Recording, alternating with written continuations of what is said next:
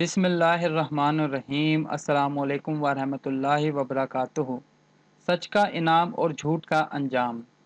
حضرت عبداللہ بن مسعود رضی اللہ عنہ سے روایت ہے کہ رسول اللہ صلی اللہ علیہ وآلہ وسلم نے فرمایا، سچ بولنے کا اہتمام کرو، کیونکہ سچ بولنا نیکی کا راستہ دکھاتا ہے اور نیکی جنت کا راستہ دکھاتی ہے۔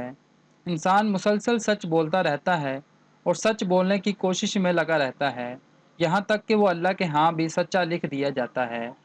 اور تم لوگ جھوٹ بولنے سے بچو، کیونکہ جھوٹ برائی کا راستہ دکھاتا ہے اور برائی دوزخ کا راستہ دکھاتی ہے۔ انسان لگاتار جھوٹ بولتا رہتا ہے اور جھوٹ بولنے کا خواہش مند رہتا ہے، یہاں تک کہ وہ اللہ کے ہاں بھی پکا جھوٹا لکھ دیا جاتا ہے۔